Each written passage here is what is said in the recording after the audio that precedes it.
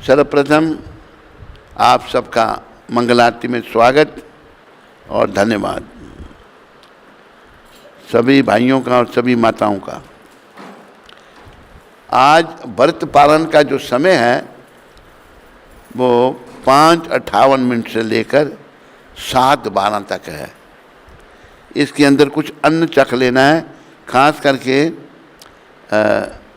जगन्नाथ भगवान के सूखे वहाँ चावल मिलते हैं, कई सालों तक रख सकते हैं। वो अगर भोजन वगैरह नहीं लेना तो एक एक चावल इस समय के अंदर अंदर चख लेना चाहिए, जगन्नाथ जी का ध्यान करके। बोलो जगन्नाथ भगवान की, बोलो बलदेव भगवान की, बोलो सुभद्रा माता की। तो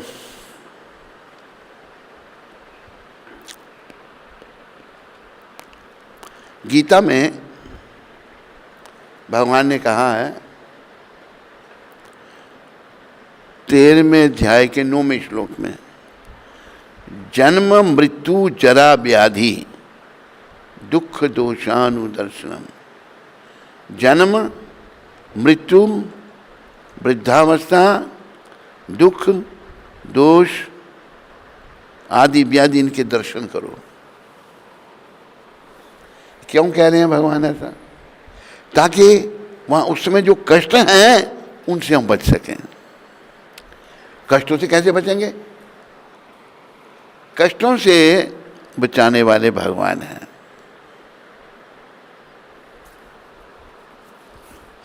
गीता में कहा ना भगवान ने, सर्वधर्मान परित्यज्य। हमारी समस्या क्या है? हम भगवान से अलग हैं। और भगवान से अलग होने का मतलब पाप कर्म करना, बुरे कर्म करना, विषयों को भोगना, अपने आप को शरीर समझना, शरीर के लिए पाप करना, भ्रूण हत्याएं करना, पाप ही पाप। तो इन सब से मुक्त हमको भगवान कर सकते हैं अगर उनकी हम शरण में जाएंगे। तो कृष्ण की शरण में जाएंगे तो कृष्ण हमको पापों से मुक्त कर देंगे। अहम त्वाम सर्व पापेभ्यो, मैं तुम्हें सारे पापों से छुड़ाकर मोक्ष दूंगा। ये जीवन का उद्देश्य है। ऐसे संतों की कृपा से जीवन के उद्देश्य को समझो और इससे मुक्त हो। पांडु विजय आगे आ जाए। कहाँ है पांडु विजय? तो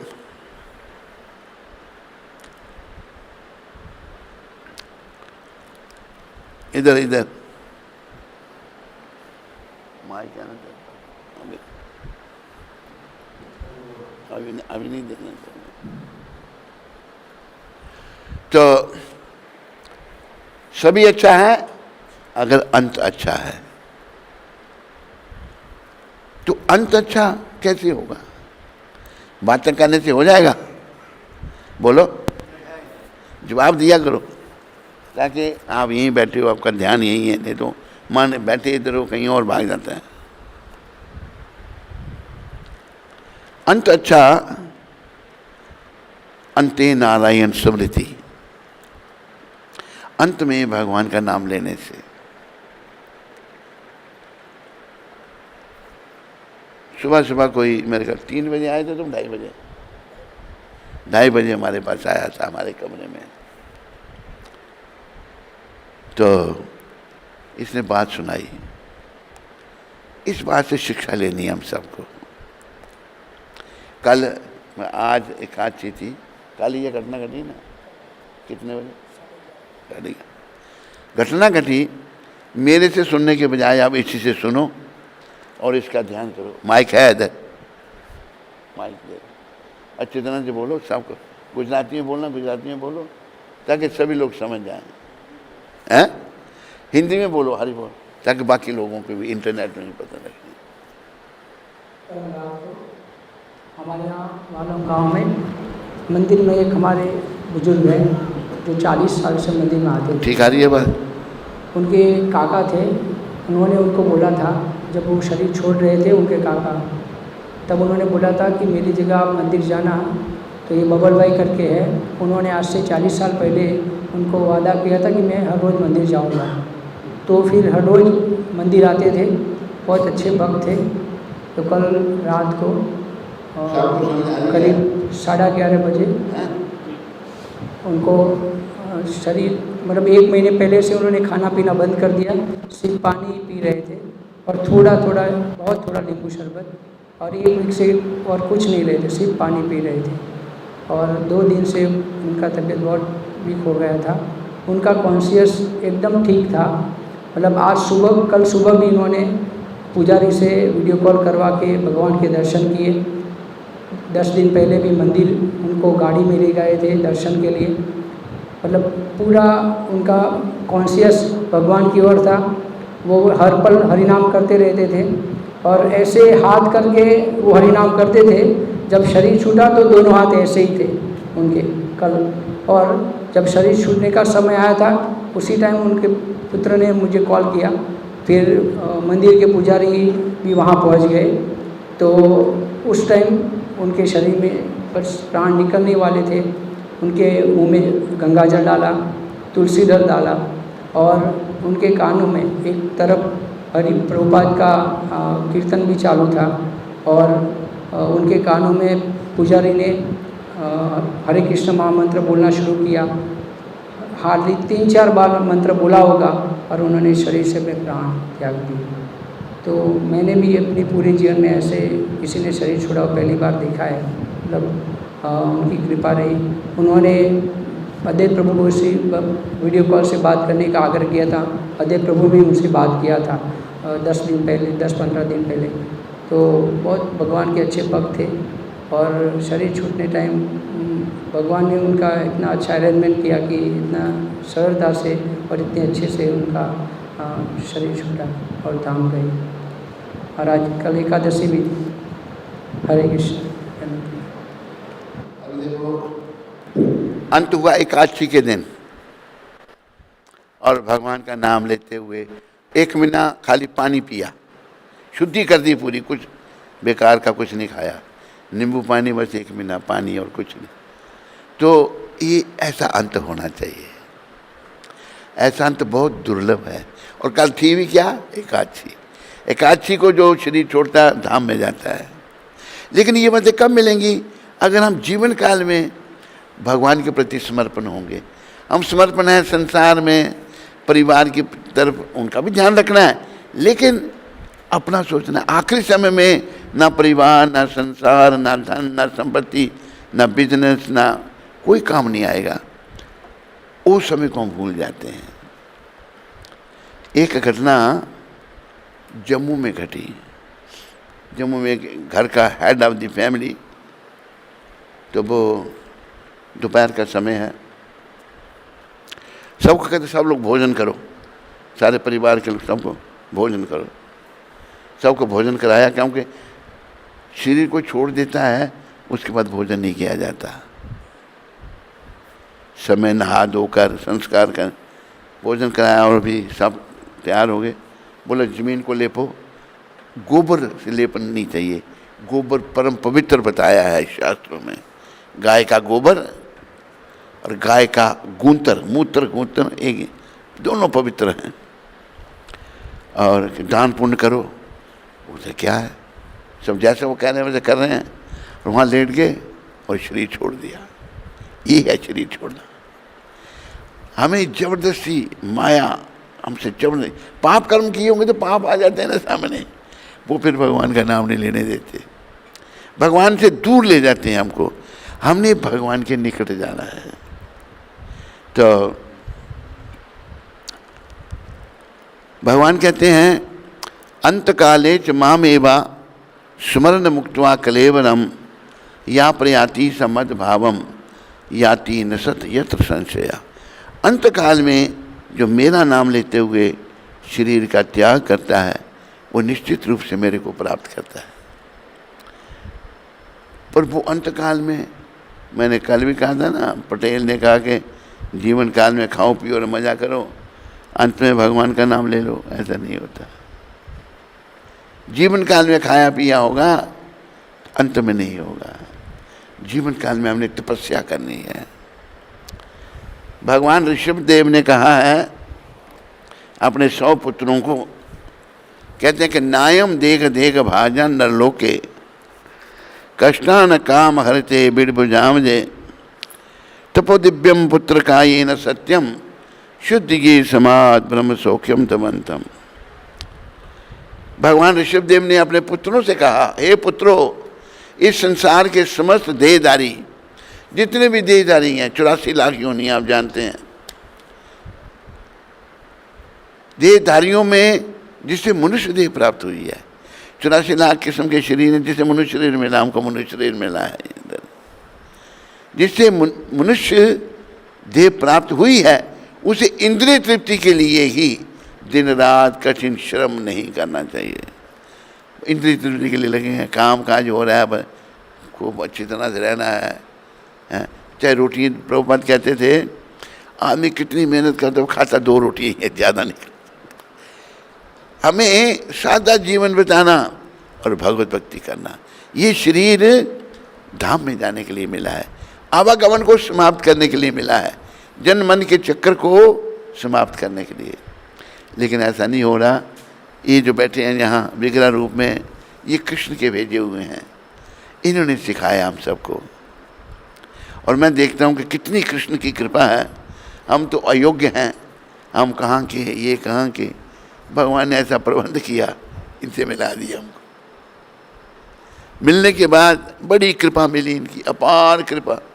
जगह जगह आप लोगों ने आज मेरे फोटो लगाए थे प्रभुपाद जी के साथ, बड़ी कृपा मिली। दूसरे लोग सब ईर्ष्या करते थे, भाई ये कहाँ से कल का छोकरा, कैसे कहाँ से आ गया ये। लेकिन ये सब संतों की कृपा, कृष्ण की कृपा, राधा रानी की कृपा, गौ निताई की कृपा, इनकी कृपा मिली। तो ऐसे संत नहीं होंगे, ना हुए थे ना होंगे। अभी इनके जो बताए हुए मार्ग हैं, रास्ते हैं, भक्ति मार्ग, उस पर चलने से ही हमारा कल्याण हो सकता है। मैंने कल भी बताया था आपको, हम वृंदावन में थे, कुछ बालक बाहर से आते हैं, वृंदावन में दुनिया आती है, उनके पास पिक्चर में क्या है, कहते ये बाबा की पिक्चर है। वो बाबा प्रचार कर रहा है, दुनिया जा रही है उसके पास, वो कहते कांची नहीं रखनी। कृष्ण कह रहे हैं कांची करो, वो बाबा कृष्ण से ही बड़ा हो गया, एक कांची नहीं रखनी। लोग पागल हो रहे हैं उसके पास, ये नहीं कर रहा, सब उल्टे शास्त्रों के विरुद्ध। महामंत्र नहीं जपना, खाली राधे राधे जपना, शास्त्र में कहीं नहीं है। तो कलयुग है, लेकिन अच्छा मौका भी है। तूने सारा रास्ता बंद कर दिया, उसका कैसे आएगा उधर, वो उसको इधर भेजना मेरी तरफ। तो हमें ये प्रभुपाद जी की शिक्षाओं का प्रचार प्रसार करना है। देखो, स्वार्थी जो है ना, वो भगवान को पसंद नहीं है। भगवान को परमार्थी पसंद है, जो दूसरों का भला चाहता है। अपना पेट तो कुत्ता भी पाल लेता है घर घर में घूम करके, कोई काम काज करते हैं। यहाँ भी मैसाना में कुछ कुत्ते हैं नहीं, हैं बहुत हैं थोड़े। किसी कुत्ते को मतलब को काम करना पड़ता है, सबका पेट भर जाता है, काम का कुछ नहीं, घर घर में घूम कर टुकड़े। पेट पालना ये बड़ी बात नहीं है। मनुष्य शरीर में हम आए हैं श्री कृष्ण को पाने के लिए। जन्म हीरा तुझे जो मिला है, ये गंवाने के काबिल नहीं है। ये मिला, ये हीरा है जन्म। हीरा बड़ा कीमती होता है। तेरा हर सांस अनमोल मोती, ये लुटाने के काबिल नहीं है। तेरा हर सांस अनमोल है, ये लुटाने के काबिल नहीं है। तो आप देखो कि आदमी की, अभी सब लोग जानते हैं, एक वो बात सुना देता हूँ मैं आपको। पांडव कई बार इस बात की चर्चा होती है। वनवास में थे तो कौरवों ने धोखा किया उनके साथ। सारे पांडव, युधिष्ठिर, भीम, अर्जुन, नकुल, सहदेव भक्त हैं भगवान के। उनकी माता कुंती बहुत बड़ी भक्त है, उनके साथ धोखा हो रहा है। बदमाश राज्य करना, उसने दुर्योधन ने राज छीना उनका। कहाँ है अभी दुर्योधन? बैठा राज पर कर रहा है।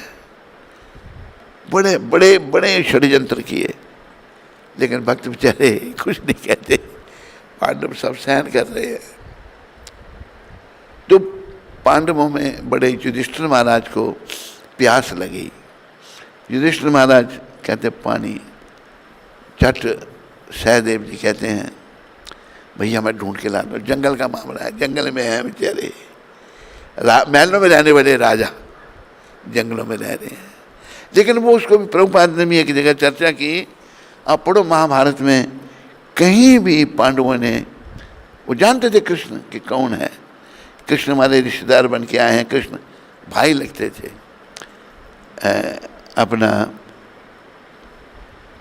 कृष्ण जो हैं कुंती माता उनकी बुआ थी। आपकी भाषा में फूई कहते हैं, क्या कहते हैं? फूई।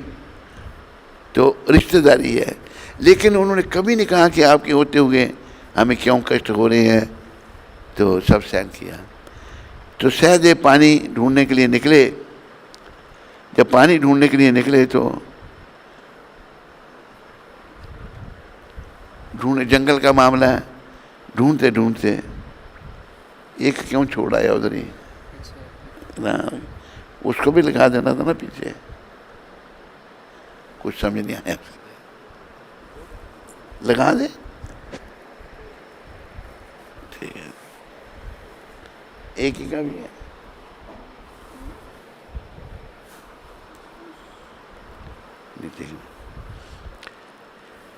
तो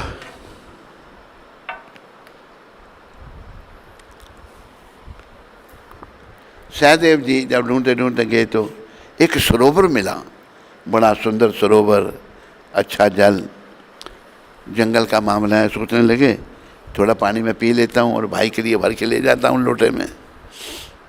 जब वो पानी भरने लगे आकाशवाणी हुई। पहले पानी पीने लगे तो आकाशवाणी हुई, पानी पीने से पहले मेरे प्रश्नों के उत्तर दो।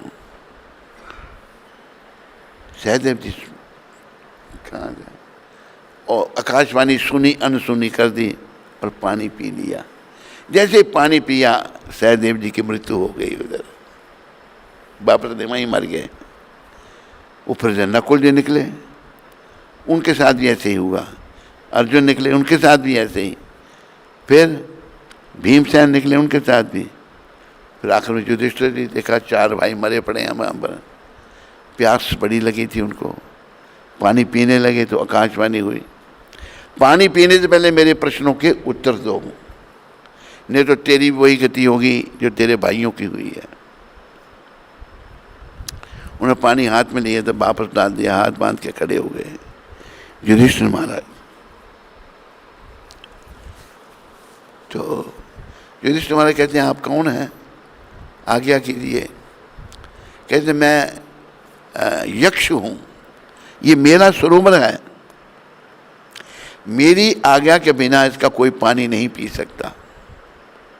तुम्हारे भाइयों ने मेरी बात नहीं सुनी, इसलिए ऐसा हुआ। बड़े 100 प्रश्न पूछे गए, वो प्रश्न लिखे हुए हैं महाभारत में। उनमें से एक प्रश्न जिसकी चर्चा गुरुदेव प्रभुपाद करते थे, यक्ष ने पूछा संसार में आश्चर्यजनक बात क्या है? What is most wonderful thing in this material world? सबको समझ आ रही है मेरी वाणी? नहीं, पीछे वाले बोल दो जरा, माताओं। तो युधिष्ठिर महाराज का उत्तर क्या था?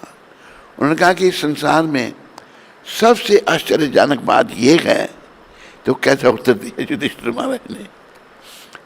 हर कोई देखता है किसी न किसी को मरते हुए, मेरा बाप मर गया, माँ मर गई, चाचा मर गया, ताऊ मर गया, दादा मर गया, दादी मर गई, कोई ना कोई मर रहा, हर कोई देखता है। लेकिन वो अपने बारे में क्या सोचता है? भला ये सब मर गए पर मैं नहीं मरूंगा। अगर कोई यही सोचने लगे मैं मरूंगा तो फिर कोई हम गलत काम करें ही नहीं, भक्ति में लग जाए। जब मरना ही है तो फिर भक्ति करे।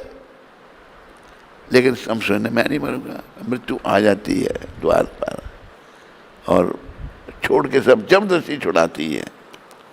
तो ये बड़ी आश्चर्यजनक बात है। मृत्यु की तैयारी बड़ी ज़रूरी है। उस समय कोई कुछ नहीं कह सकता। एक घटना उसमें आती है भक्तमाल में। भक्तमाल में बताया है एक व्यक्ति, उसका वृद्ध आदमी, अंतिम समय आ गया है, जुबान बंद हो गई है। अंत समय जुबान बंद हो जाती, बोल नहीं सकता आदमी कुछ भी, लेकिन कुछ ऐसे ऐसे कर रहा है, ऐसे ऐसे बोल सकता नहीं। उसके बच्चे इधर उधर भागने में क्या कह रहे हैं पिताजी, किसी को समझ नहीं आया। उन्होंने एक वैद्य को बुलाया, वैद्य को कहा, वैद्य के पास गए, ऐसे हमारे पिताजी कुछ कह रहे हैं, बोल नहीं सकते, आप उन्हें बुला सकते हैं? मैं बुला दूंगा, पर 300 रुपया लूँगा। उस समय 300 मतलब आज 3 लाख समझो, या 1 लाख समझो, या 2 लाख समझो। कहते पहले लूँगा पैसे। उन्होंने बेचारे ने 300 रुपया दिया उनको। वो आया तो उसने उसको दवाई दी। दवाई जब दी वो बोलने लगा, कहते पिताजी आप क्या कह रहे हैं? कहते क्या कह रहा हूँ? वो तो बछिया जो है, बछिया कहते हैं, बछिया समझते हो नहीं, गाय की बछिया, वो भारू खा रही है, झाड़ू लगाने वाला, वो खा रही है, तुमको देखता ही नहीं। मैं जिंदा हूँ तो ये हार मर जाऊँगा तो क्या होगा? बेटा 300 रुपये के लिए मतलब बेकार हो गए। तो ध्यान अंत जीवन में होगा ना, अंत में वही ध्यान होगा। ये भक्तमाल में नाभाजी महाराज लिख रहे हैं, हमें जीवन में ध्यान, ये सब संत महात्मा गुरु महाराज सब हमारे भले का सोच रहे हैं। हमें पता नहीं है कि कितना कष्ट है, अविद्या में है। जैसे बच्चे में बचपना है, बच्चे को नहीं पता कि अगर वो नहीं पढ़ेगा तो क्या जीवन होगा, बेकार हो जाएगा जीवन उसका। कहीं उसको लेबर का काम करना पड़ेगा, दिहाड़ी लगानी पड़ेगी पेट पालने के लिए, अनपढ़ है, गंवार है। हम लोग अविद्या में हैं, हम नहीं जानते। तो जीवन काल में हमें अपना कल्याण करना है। और देखो ये बातें समझ क्यों नहीं आती। एक मैं प्रसंग आपको रामायण से सुनाता हूँ। प्रसंग इस प्रकार है, हनुमान जी, बोलो राम भक्त हनुमान की, राम लक्ष्मण जान की, राम लक्ष्मण जान की, जय बोलो हनुमान की, जय बोलो हनुमान की। देखो हनुमान जी जैसा कोई भगवान का भक्त नहीं हुआ, केवल भगवान की चिंता उनको। हनुमान जी से भक्ति मांगनी चाहिए। ये प्रसंग से मैं बताना चाहता हूँ कैसे हम ठीक तरह से सोच पाएंगे। अभी हम ठीक तरह से सोच नहीं पाते। मरना सबको है, किसी को चिंता नहीं। भाई मरना तो फिर क्या करना है मुझे धाम में जाने के लिए ये शास्त्र में बात बताई वो करनी है। क्योंकि भक्ति नहीं कर रहे, उल्टे सीधे कामों में लगे रहेंगे। और इतने इतने कष्ट हैं। एक बार हम बम्बई में थे तो वहाँ पर एक महिला वृद्ध कहती मेरी बेटी की सास 12 साल से चारपाई पर पड़ी हुई है। 12 साल शरीर सड़ गया है, वही मलमूत्र का त्याग। कोई उसे देखने आता तो कहती है मैं कब मरूंगी। कितना कष्ट है, ये तो दिख रहा है, आगे इतना कष्ट है। हम कहीं देखा नहीं तो कष्ट है ही नहीं, कष्ट है। हम क्या देख सकते हैं? कुछ नहीं देख सकते। तो ये बातें समझ कब आएंगी? जब ऐसे प्रभुपाद जी जैसे महान वैष्णवों की कृपा से हम भक्ति में लग जाएंगे। हनुमान जी अभी पता लग गया कि रावण ने सीता का हरण किया है, सब समुद्र के किनारे पहुंच गए। अब कैसे जाया जाए उधर, इतना बड़ा समुद्र, लंका में कैसे जाया जाए। हनुमान जी को श्राप मिल गया था ऋषि मुनियों का, बाल रूप में जितने भी अवतार हुए हनुमान जी रुद्र के अवतार हैं, शंकर भगवान है ये। तो अंगिरा वंश के, अंगिरा मुनि के ऐसे उधर बड़ा उपद्रव करना, तोड़ फोड़ करनी, उनके कुटियाओं को तोड़ देना। ऋषियों ने श्राप दे दिया, बंदर तुम्हें बड़ा अहंकार है अपनी शक्ति का, जाओ तुम अपनी शक्ति को भूल जाओ। फिर उनको आगे के मुझे ध्यान नहीं है कैसे, उनको भाई कोई तुम्हें याद दिलाएगा तब तुम्हारे अपनी शक्ति प्राप्त होगी, ये भी कह दिया साथ में। हनुमान जी फिर उन्होंने क्या नाम, जामवान ने उनको याद दिलाया कि आप कितने शक्तिशाली हो, शक्ति मिल गई उनको। देखा दूर लंका, तो छलांग लगाई हनुमान जी ने, छलांग लगा करके लंका में पहुंच गए। लंका में पहुंच के लंकनी थी, वो रखवाली करती थी लंका की, लंकनी का कल्याण किया। पहले हनुमान ने गुस्सा मारा उसको, फिर वो सीता माता की खोज कर रहे हैं। सीता माता की खोज करते करते उन्होंने देखा कि एक घर है, वहाँ पर दीवारों पर विष्णु चिन्ह है, शंख चक्र गदा पद्म, तुलसी माता है। हनुमान सोचते हैं लंका में शंख चक्र गदा पद्म, ये निश्चित रूप में कोई भक्त है।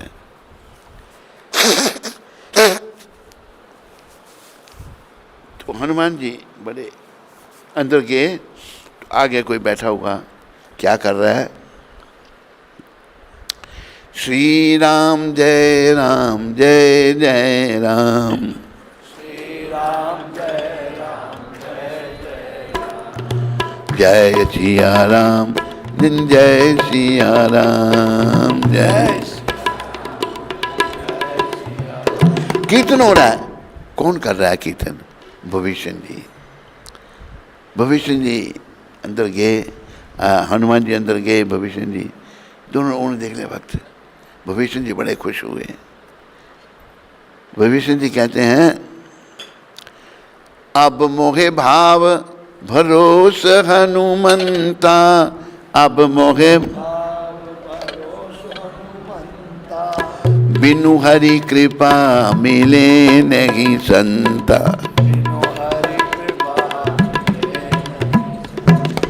हे हनुमान जी, मुझे यह भी भरोसा हो गया, मेरे पर भी राम जी की कृपा है।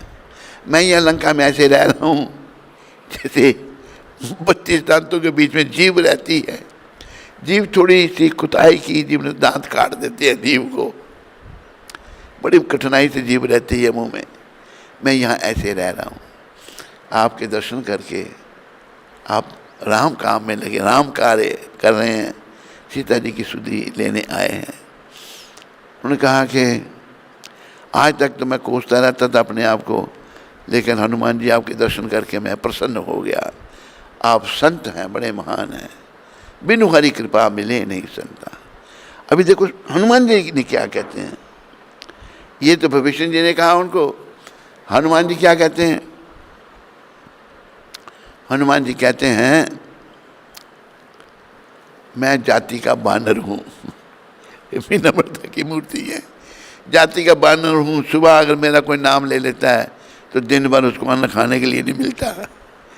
तो और मेरे राम की कृपा देखो, राम जी सर्वसमर्थ हैं, वो कुछ भी कर सकते हैं,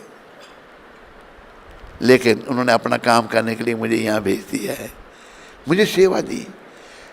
ये क्यों कह रहे हैं? क्योंकि हनुमान जी भक्त है भगवान के, और भक्तों से भगवान अपना काम करवाते हैं। इन्होंने सारी दुनिया में प्रचार किया। महाप्रभु ने भविष्यवाणी की थी, चैतन्य महाप्रभु ने, पृथ्वी अच्छो यत्रा नगर आदि ग्राम, सर्वत्र प्रचार होई वो मोरो नाम। दुनिया में जितने नगर ग्राम हैं सभी में मेरे नाम का प्रचार होगा। उसके लिए इनको चुना गया था, और इतनी इनकी डेडिकेशन, समर्पण था। एक बात पता लगी, राधा दामोदर में प्रभुपाद जहाँ रहते थे अमेरिका जाने से पहले, उसके साथ एक संत की कुटिया थी, हम उनके भी दर्शन किए, वृद्ध हो गए थे बड़े। उन्होंने बताया, एक माता ने नोट किया कि क्या क्या बताया उन्होंने बताया कि रात के 12 बजे मैं उठा एक दिन, देखा तो वहाँ कोई राधा दामोदर में श्रील रूप गोस्वामी की समाधि है, हमारे सबसे बड़े स्वामी आचार्य। बोलो श्रील रूप गोस्वामी प्रभुपाद की। तो वहाँ पर कोई झाड़ू लगा रहा है और रो रहा है, कह रहा है कि मेरे गुरु ने आज्ञा की थी अमेरिका में जाने के लिए, कैसे जाऊंगा मैं, पैसे नहीं है। रो रही है 12 बजे रात के। कौन थे ये? हमारे गुरुदेव, शुद्ध भक्त भगवान के। ये उस हमने महात्मा जी के दर्शन किए, उन्होंने को पूछा तो बड़े वृद्ध हो चुके थे, बोले कुछ नहीं, वो भी रोने लग पड़े। एक भक्त हमको ले गया उनके पास, राधा दामोदर के साथ में उनका था। प्रिय बंधुओं व माताओं, ये सच्चे भक्त भगवान ने इनको भेजा और कितना प्रयास किया। पहले अनुवाद किए पुस्तकों के अंग्रेजी में तो नहीं, भागवत नहीं था, अनुवाद किए, बाकी पुस्तकों के कुछ अनुवाद किए और अमेरिका जा कर के प्रचार किया। आज सारी दुनिया को मौका है भगवान का नाम लेने का और भगवत प्राप्ति करने का, धाम में जाने का। पहले मौका ही नहीं था ना। जैसे एक भजन में हम गाते हैं ना, हरि भजले हरि भजले हरि भजने का मौका है। हरि भजले हरि भजले हरि भजने का मौका है। माताओं आप भी बोलो, हरि भजले हरि भजले हरि भजने का मौका है।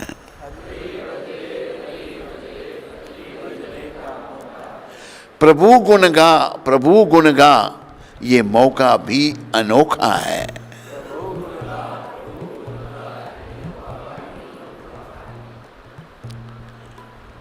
देखो ऐसा मौका कहाँ था लोगों के पास कृष्ण भक्ति करने का, जो प्रभुपाद जी ने दिया। अमेरिका में जब प्रचार हुआ, वहाँ से भारत में भी देखो, सारे भारत में प्रभुपाद जी ने खुद केंद्र खोले, बम्बई का केंद्र खोला, वृंदावन का खोला, मायापुर का खोला, बेचारे ने बड़ा काम किया। कैसे खुल रहे हैं मंदिर? कृष्ण कृपा से। प्रभुपाद कृष्ण की शक्ति लेकर आए थे। कली कालेर धर्म नाम संकीर्तना, कलियुग का जो धर्म नाम संकीर्तन, कीर्तन, हरे कृष्ण कृष्ण कृष्ण हरे नाम। कृष्ण भक्ति बिना, कृष्ण शक्ति बिना तारा ना ही परिवर्तना। जब तक कृष्ण शक्ति ना दे, कोई नाम का प्रचार नहीं कर सकता। कृष्ण तो देना चाहते हैं शक्ति, पर हम योग्य नहीं है। मन विषय विकारों में लगे हैं, बुराइयों में लगे हैं, निंदा चुगली में लगे हैं। कई भक्त ऐसे देखे, कई भक्तों का ही ऐसा है, दूसरों को तोड़ना, दूसरों को परेशान करना। भक्त बने हैं, कैसे भक्त? वही तो गुरु महाराज ने सब जगह केंद्र खोल दिए कृष्ण की शक्ति से। और मैं कभी अमेरिका जाता हूँ, दिमाग घूम जाता है, कैसे शुरू में जब पहले जाता था, भाई कैसे ये लोग भक्त बन गए, कैसे इतना मतलब कृष्ण की शक्ति लेकर उनके भक्त आए थे। तो देखो हमारी समझ ठीक कहाँ होगी, मैं ये बात इसलिए सुना रहा हूँ, जब हम भक्त बनेंगे। याद रखो, भगवान का नाम जपेंगे, श्रवणम कीर्तनम विष्णु, पाद सेवनम, अर्चनम, वंदनम, दास्यम, साख्यम, आत्म निवेदनम। नवदा भक्ति से अगर एक भक्ति भी हम अपना लेंगे ना, उससे भी हमारा कल्याण हो जाएगा। कीर्तन से ही वो बताया मुझे, नवदा भक्ति वाले को किस किस को कैसे भगवान मिले। नवदा भक्ति जो 9 प्रकार की भक्ति है, ये प्रहलाद महाराज ने भागवत में वर्णन किया है। तो एक भी कोई भक्ति अपनाता है, उसको भगवान मिल जाएंगे। देखो अभी ये बातें हमें क्यों नहीं ज़रूरी लगती, क्यों हम गंभीर नहीं बनते? अशुद्धि है अंदर। श्रवणम, सुनने से किसका कल्याण हुआ? महाराजा परीक्षित कहा। बोलो परीक्षित महाराज की। परीक्षित महाराज को पता लगा कि मैं 7 दिन के बाद मर जाऊंगा। सारी दुनिया के राजा थे परीक्षित। बोलो परीक्षित महाराज की। तो झट उन्होंने क्या किया, दिल्ली में थी ना राजधानी, निकल पड़े कहाँ, गंगा के किनारे शुकताल, वहाँ पहुँच गए और भगवान की इच्छा से परीक्षित महाराज वहाँ पहुँच, सुखदेव जी पहुँचे। सुखदेव जी जो 16 वर्ष माँ के गर्भ में रहे, कोई शरीर पे वस्त्र नहीं था उनके। उन्होंने कहा राजन तो भगवान की कथा का श्रवण करो। 7 दिन से सप्ताह सुनाया उनको। 3 दिन सुनने के बाद सुखदेव महाराज कहते हैं,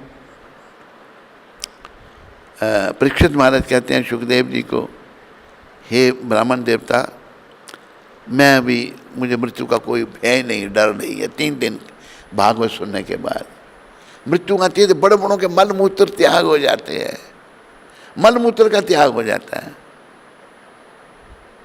हम उस चीज नहीं सोच रहे, उस समय क्या करते हैं, ज़बान बंद है, मल मूत्र का त्याग हो रहा है, इतना कष्ट हो रहा है जिसका कोई वर्णन करना कठिन है। तो कथा सुनी 7 दिन, और 7 दिन के बाद भगवान का नाम लेकर के देह त्याग दिया। देह कैसे त्यागा? सांप ने काटा उनको। कीर्तनम, सुनने से परीक्षित महाराज और कीर्तन करने से सुखदेव महाराज, उनका उद्धार हो, धाम में गए। विष्णु स्मरणम, याद करना, प्रहलाद महाराज ने विष्णु भगवान का स्मरण किया। पाद सेवनम, लक्ष्मी माता सदा भगवान के चरणों की सेवा करती हैं। अर्चनम, महाराजा पृथु ने भगवान की पूजा की। वंदनम, अक्रूर जी, अक्रूर जो थे उन्होंने कृष्ण भगवान की वंदना की। दास्यम, हनुमान जी का दास्य भाव है, दास्य भाव से भगवान की भक्ति की। साख्यम, अर्जुन भगवान के सखा। आत्मनिवेदनम, बलि महाराज, बलि महाराज ने सब कुछ सौंप दिया भगवान के हाथ में। बलि महाराज के पास बामन रूप में भगवान आए। बामन रूप में जब आए तो बलि महाराज कहते हैं, महाराज ब्राह्मणों की बड़ी सेवा करते थे वो। क्या सेवा करूं? कहते राजन हमें 3 पग पृथ्वी चाहिए। बलि महाराज हंसने लगे, क्या मांग रहे हो? कि बस ज़्यादा नहीं चाहिए, इतना 3 पग पृथ्वी दे दो। संकल्प दे चुके, जो मांगोगे दूंगा। भगवान लगे बढ़ने। इतनी देर में पहले शुक्राचार्य राक्षसों के भी गुरु हैं, वो आगे समझ गए ये भगवान आए हैं, सब कुछ हरण कर लेंगे इसका। कहा बलि इसको कुछ मत दो। कि महाराज मैं तो वचन दे चुका हूँ, वचन भंग कर दो। वो नहीं कर सकता। जाओ हम तुमको श्राप देते हैं, दे दो, पर मैं अपना वचन भंग नहीं करूँगा। भगवान बड़े प्रसन्न हुए उन पर। उन्हें शुक्राचार्य, गुरु भी कोई गलत बात कहे तो नहीं सुननी चाहिए शिष्य को, वचन भंग करने के लिए कह रहा है शुक्राचार्य। तो 3 पग पृथ्वी दे दी। भगवान ने विराट रूप में 2 ही पग में सब नाप लिया। सारे लोग 2 पग में नाप लिए। कहा भी बलि तीसरा पग कहाँ रखूँ, जगह नहीं है। कहते प्रभु जगह तो नहीं है, मेरे सर पर रखो। सर पर जब चरण रखा भगवान ने अपना विराट रूप में, तो बलि महाराज पताल को धस के नीचे जाने लगे। तो उन्होंने भगवान चरण अपना उठाने लगे, तो बलि महाराज ने पकड़ लिया कि बलि ये क्या कर रहा है? प्रभु इसी के लिए मैंने सब कुछ छोड़ा, इसको कैसे छोड़ दूँ? भगवान बड़े प्रसन्न हुए। भगवान ने कहा बलि हम तुम पर बड़े प्रसन्न हैं, वर मांगो। कहते प्रभु सदा मुझे आपके दर्शन होते रहे। अभी भी पताल में सदा भगवान बलि महाराज के पास खड़े रहते हैं एक सेवक के रूप में। तो भगवान जो है ना, ये भाव और प्रेम से मिलते हैं। तो नवदा भक्ति, हमें भक्ति का अभी समझ क्यों नहीं आती हमें, भाई मैंने मरना है और बड़ा कष्ट है, मैं भी बता रहा हूँ, शास्त्र भी बताते हैं, आपने कहीं और भी सुना होगा, लेकिन असर क्यों नहीं होता? मन मलिन है। तो मन की मलिनता को दूर करना है। और मन की देखो एक दोहा, आप सब मेरे पीछे बोलो, तन पवित्र सेवा किए, तन पवित्र सेवा किए, तन पवित्र कैसे होगा? सेवा से। जैसे भक्त लोग मंदिर में सफाई करते हैं, राजा अम्बरीश भगवान के मंदिर की खुद सफाई करते थे, भगवान के लिए खुद आटा पीसते थे, बहुत बड़े से वो राजा, और भगवान के लिए भोजन बनाते थे, खिलाते, भगवान साक्षात बैठ के खाते थे। तो तन पवित्र सेवा से होगा। हम देखो ना कि देखा कि भक्त लोग शरीर को बचाते हैं, ये शरीर किसी काम का नहीं है। कहा कि ना वो दुआ है,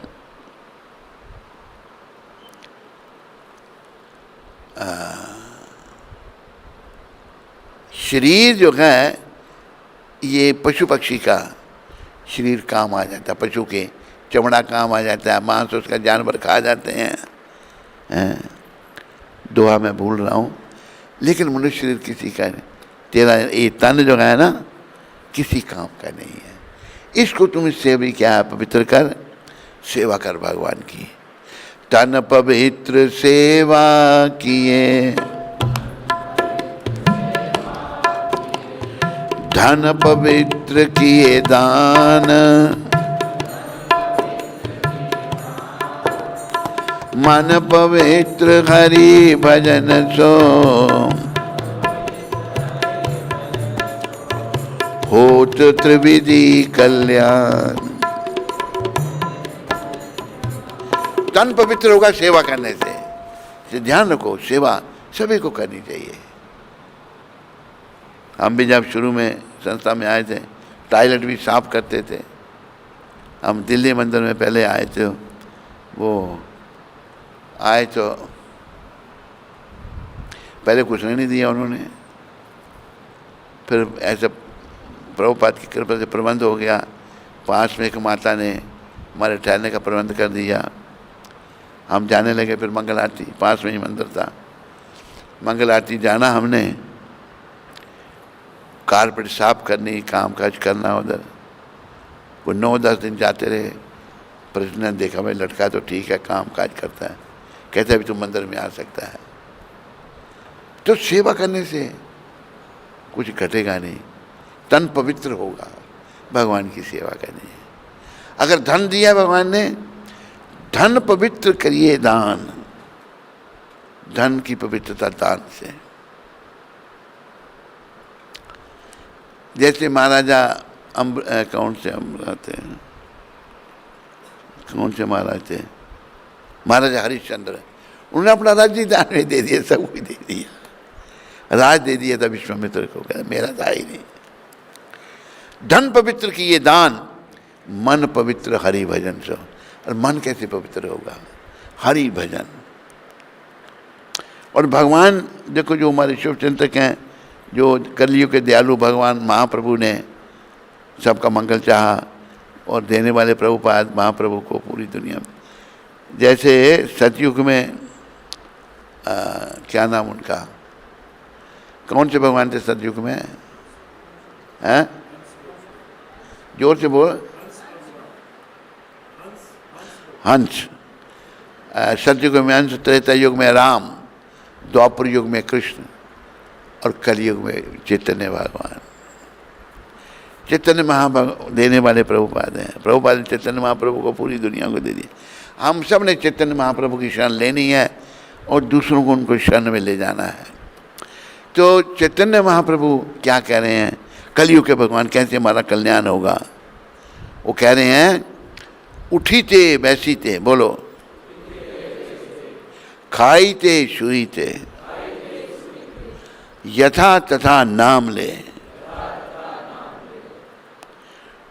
उठते बैठते, खाते सोते, जैसे तैसे भी नाम ले। नाम हरे कृष्ण कृष्ण कृष्ण हरे राम। देश काल नियम नहीं, देश काल नियम नहीं है। सर्व सिद्धि होए, सारी सिद्धियां हो जाएंगी, कृष्ण प्रेम मिल जाएगा। ये महाप्रभु ने कहा, कलयुग के भगवान ने।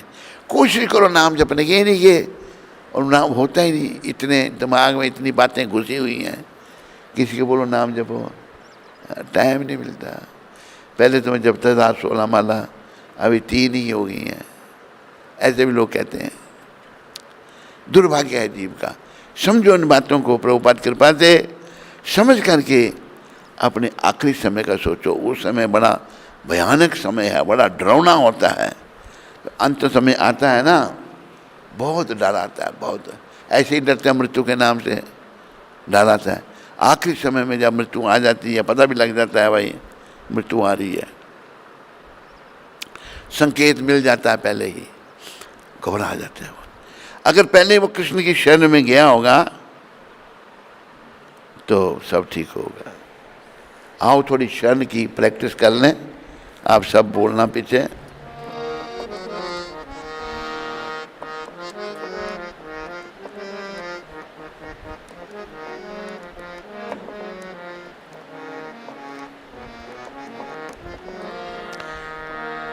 शरण में आए हैं हम तुम्हारी, शरण में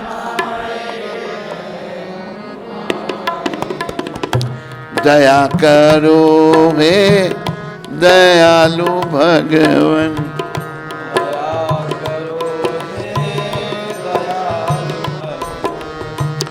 संभालो बिगड़ी दिशा हमारी,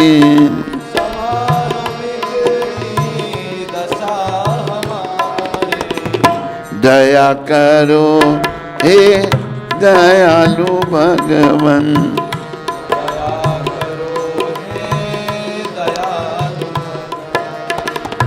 ना हम में बल है ना हम में बुद्धि, ना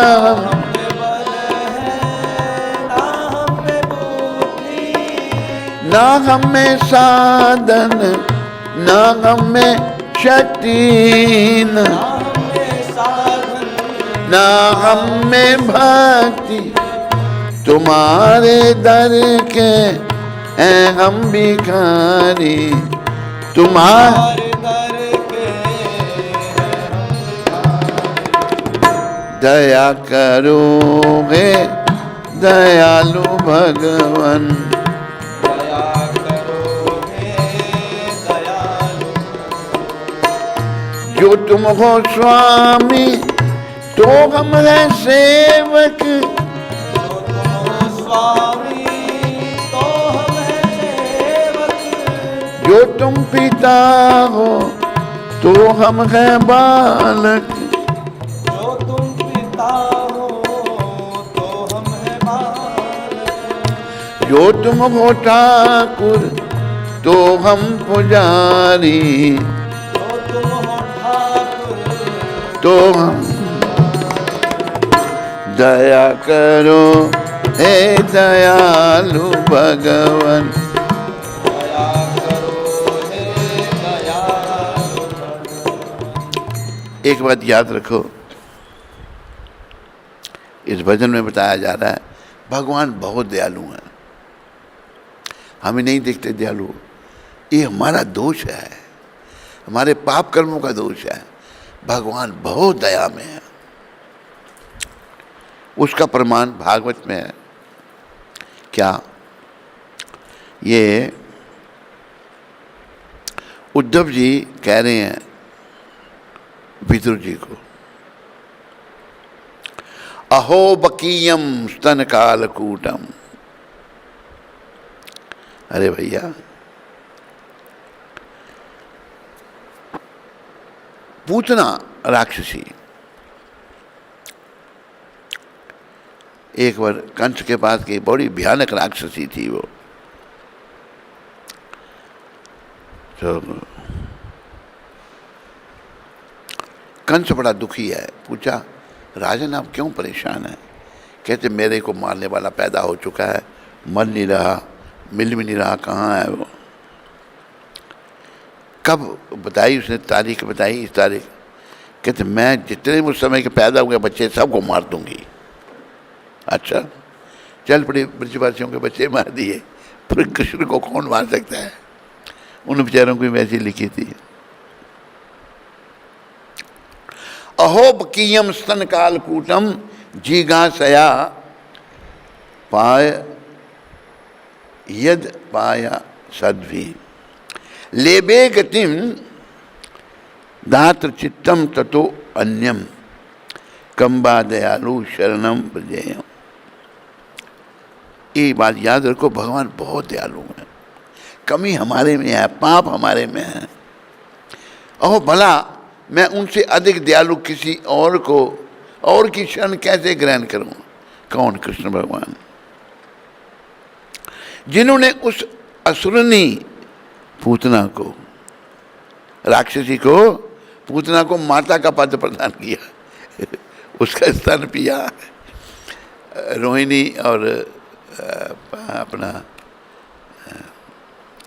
यशोदा मैया बोली वाली है दोनों, लक्ष्मी बन के आ गई, ऐसे लगा भी ये बैकुंठ से आई है, सुंदर श्री।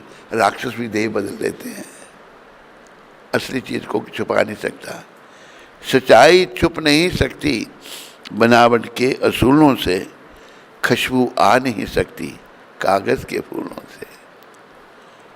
आ गई वो बेचारी भोली बानी है दोनों, यशोदा मैया, रोहिणी बलराम जी की माँ। तेरे लाला को मैं खिलाऊंगा, तरफ ले गई। उसने अपने स्तन के ऊपर जहर लगा रखा था, हलाल कूट। बच्चा पीने लग पड़ता है, स्तन पिएगा मर जाएगा। स्तन पान किया भगवान ने, स्तन में जब पान किया उसका, अभी वो प्राण खींचने लगे उसके। वो कहती है छोड़ो मुझे, वैसे भगवान ने कहा, पर भगवान की तरफ से मैं कह देता हूँ, और ये सत्य भी है। वैसे भगवान ने कहा नहीं है छोड़ो छोड़ो, भगवान कहते हैं जो मैं कह रहा हूँ, मैं जिसे एक बार पकड़ता हूँ उसको छोड़ता नहीं, उसका कल्याण कर देता हूँ। पूतना का भी कल्याण किया नहीं भगवान ने, माँ बन के आई, उसको माँ का दर्जा दे दिया। कहाँ भेजा उसको? वैकुंठ में। कितनी वो पूतना को माँ का पद प्रदान किया, यद्यपि वह कृतघ्न थी, बड़ी कृतघ्न बेकार, और उसने अपने स्तन में पिलाए जाने के लिए घातक विष तैयार किया था। ये विदुर जी, उद्धव जी, श्री विदुर जी को उपदेश दे रहे हैं। कृष्ण से बड़ा राम कृष्ण दोनों एक ही हैं, इनसे बड़ा दयालु कोई नहीं है।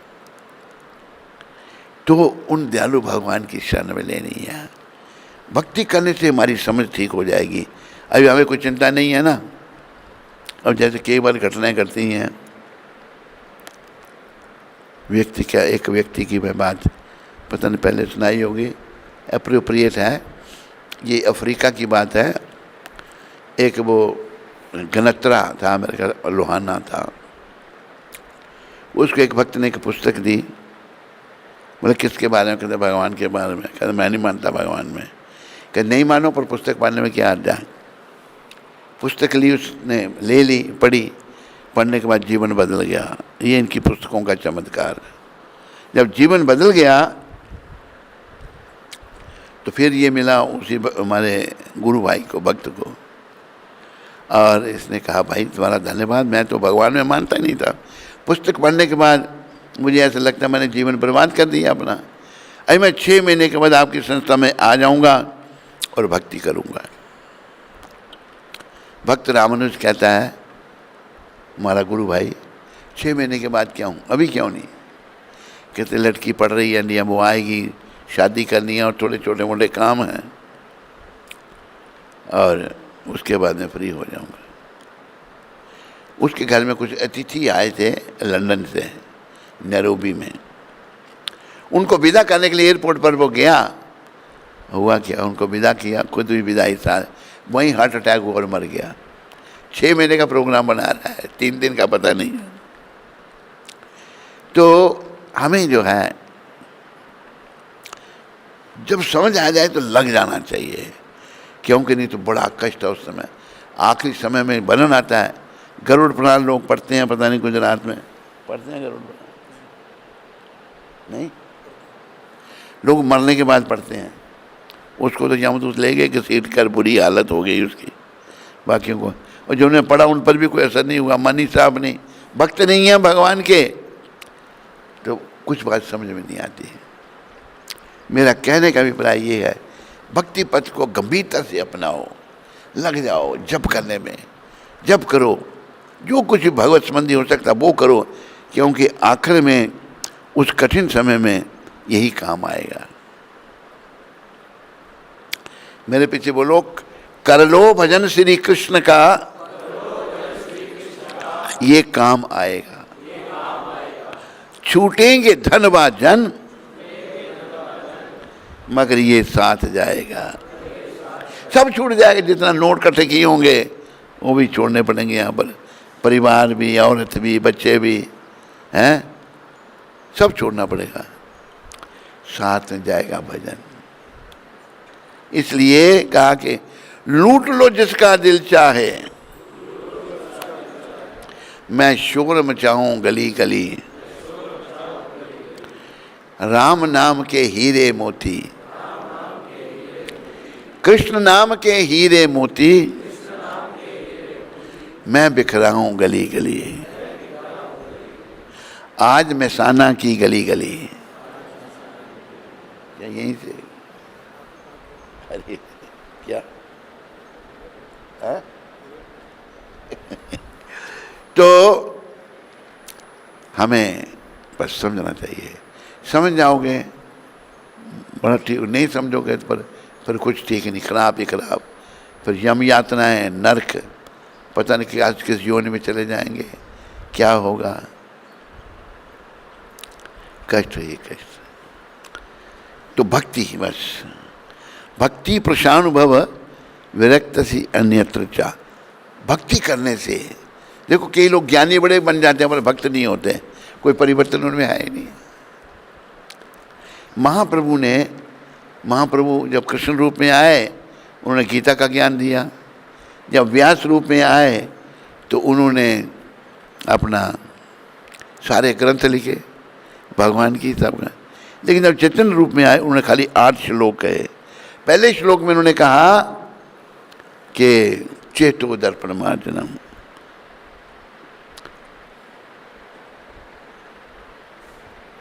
चेतो दर्पण, इसको थोड़ा बड़ा करो, चेतो दर्पण मार्जनम। जिस व्यक्ति ने भगवान की शरण ग्रहण कर ली है उसके लिए भक्ति भगवान का प्रत्यक्ष अनुभव तथा अन्य वस्तुओं से विरक्ति। क्या? उसके लिए भक्ति भगवान का प्रत्यक्ष अनुभव तथा अन्य वस्तुओं से विरक्ति। बाकी चीज़ों से जो भक्त बन गया ना उसका मन हट जाएगा।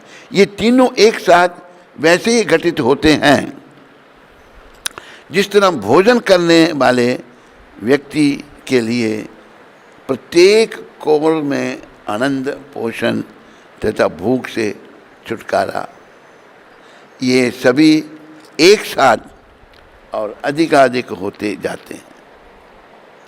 श्री कवि योगेंद्र महाराज निम्मी को उपदेश दे रहे हैं। भक्ति प्रसाद, ये बड़ा जरूरी है भाई, इसको हाईलाइट रखना पड़ा। भक्ति प्रशानुभव विरक्ति विरक्ति विरक्तिर अन्यत्र चेष चित्र एककाला प्रपद्यन्ते माननस्य यथा शुनता स्तुतिस् तुष्टि पुष्टि शुद्ध पायो अनुघासम। जिस व्यक्ति ने भगवान की शरण ग्रहण कर ली है उसके लिए भक्ति भगवान का प्रत्यक्ष अनुभव तथा अन्य वस्तुओं से विरक्ति। भक्ति से ही भगवान का प्रत्यक्ष अनुभव होगा और बाकी वस्तुओं से विरक्ति होगी। हमारी बाकी वस्तुओं से बड़ी अटैचमेंट है, बाकी वस्तुओं से हम मोहग्रस्त हैं। प्रत्यक्ष अनुभव तथा अन्य वस्तुओं से विरक्ति, ये तीनों एक साथ वैसे ही घटित होते हैं। कैसे? जब आदमी ने भोजन किया, करने वाले के लिए हर कौर को क्या कहते हैं गुजराती में? कौरियो। हर कौरियो में શું થાશે? संतुष्टि था से। भोजन करने वाले के लिए प्रत्येक कौरियों में आनंद, पोषण तथा भूख में से छुटकारा। आनंद आएगा, पोषण होगा और भूख से मुक्ति हो जाएगी, भूख खत्म हो जाएगी। ये सभी एक साथ और अधिक होते जाते हैं, बढ़ते जाते हैं। इसलिए भक्ति ही जीवन है, बस बाकी सब बेकार है। मेरे पीछे बोलो, कृष्ण नाम ही सार है, कृष्ण भक्ति ही सार है, बाकी सब बेकार है। आप सबका धन्यवाद। हरे कृष्ण।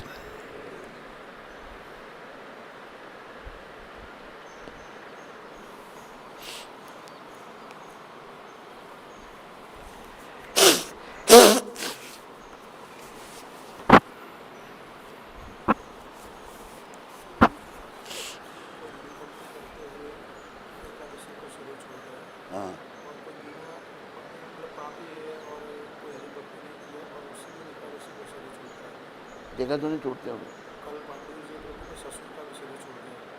पांडु विजय, वो पांडु विजय का ससुर था जो कल छूटा, उसका भी कल छूटा, पर ठीक नहीं था। अच्छा, पांडु विजय हैं? अच्छा, कौन ले जाएगा? कहाँ ले जाते हैं? सिद्धपुर। वहाँ क्या है? अरे वहाँ पर पांडु विजय नहीं है यहाँ पर क्या? तो कोई अच्छा कर्म होगा, अच्छे कर्म से हो जाता। आज 3 तारीख है। ये प्रभुपाद जी की जो शिक्षा है, ये प्रभुपाद ने एक पत्र में ये लिखा है, जो अपने अंतःकरण में सदैव श्री कृष्ण को धारण रखता है। कोशिश करना कृष्ण को अपने अंतःकरण में रखना है। वह कहीं भी जा सकता है और उस स्थान को पवित्र तीर्थ स्थान में परिवर्तित कर सकता है। जिसके हृदय में भगवान विराजमान है, अंतःकरण में, वो कहीं भी जा सकता है और जैसे कहीं भी जाएगा उस स्थान को पवित्र तीर्थ स्थान में परिवर्तित कर सकता है। ये इन्होंने किया। अमेरिका में कौन सोचता था उसे मंदिर बनाएंगे? मंदिर जहाँ भगवान विराजमान हो गए और वो तीर्थ स्थान बन गया। जहाँ भगवान विग्रह रूप में आ गए वो तीर्थ स्थान बन गया। तो ये रूपा नौका को पत्र लिखा प्रभुपाद ने। बोलो पतित पावन श्रील प्रभुपाद की। हरे कृष्ण। कोई प्रश्न किसी को? तेरे पास है कोई? हरिसुता प्रभु सूरत से हैं? हरिसुता प्रभु सूरत से। हरे कृष्ण। हम तेरे पास में ही, यहाँ भी इधर महसाना में। हरे कृष्ण। महाराज जी के चरणों में कोटि कोटि दंडवत प्रणाम। महाराज जी, आप प्रायः कहते हैं कि आध्यात्मिक जीवन की शुरुआत यहाँ से होती है कि मैं यह शरीर नहीं हूँ, आत्मा हूँ, पर अभी तक सारे कार्य तो शरीर के स्तर पर ही होते हैं। तो क्या अभी तक आध्यात्मिक जीवन शुरू ही नहीं हुआ है? हो गया। देखो ऐसा है, इट्स ए ग्रेजुअल प्रोसेस, धीरे धीरे होगा। शुरू तो हुआ जीव, अभी तक शरीर के स्तर पर कार्य होने पर लग गए ना, पहले तो लगे ही नहीं थे। लग गए तो समय अब जैसे ग्रेजुएशन करनी है या पीएचडी करनी है, एकदम थोड़ी पीएचडी होगी। पहले केजी में जाना पड़ेगा, फिर नर्सरी में, फिर प्राइमरी में, फिर सेकेंडरी में, फिर कॉलेज में, फिर अपना पोस्ट ग्रेजुएशन, फिर पीएचडी। शुरू हो गई है पर अभी शुरुआत है। भक्ति तो शुरू हो गई है पर बड़ा आगे जाना है अभी। सन्नी शर्मा, हैं? सन्नी शर्मा कुवैत से। सन्नी शर्मा, हरे कृष्ण गुरु महाराज जी, आपके चरणों में कोटि कोटि दंडवत प्रणाम। महाराज जी, आजकल मेरी 8 माला काउंटर पर हो रही है। मेरी आत्मा 8 माला। हरे कृष्ण महाराज जी, दंडवत प्रणाम। महाराज जी, आजकल मेरी 8 माला काउंटर पर हो रही है और 8 माला पर हो रही है। गुरु महाराज जी, मेरे पास समय का अभाव है।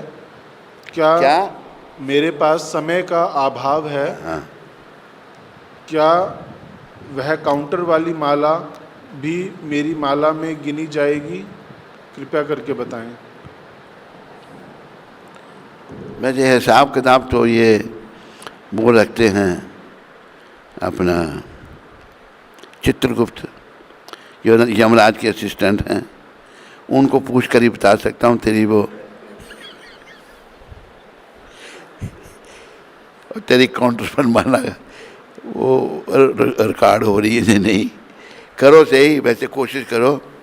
समय का देखो, समय तो हमें भक्ति में देना है। समय का अभाव तो है पर भक्ति में समय देना है। भक्ति के लिए ही हम आए हैं और कोई काम नहीं है हमारा।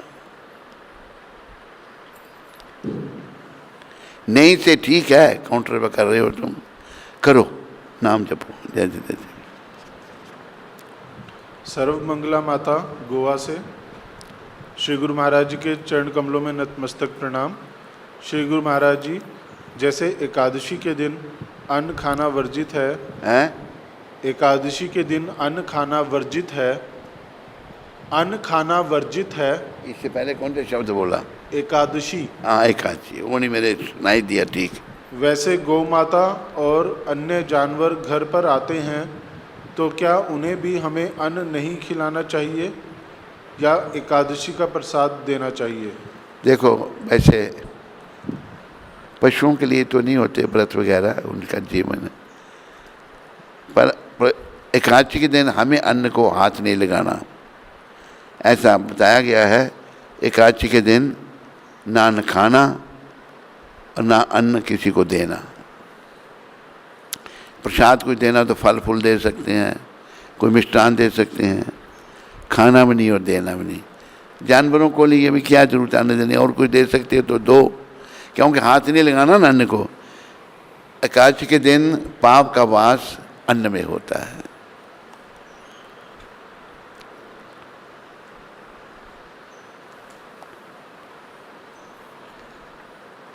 हरे कृष्णा हरे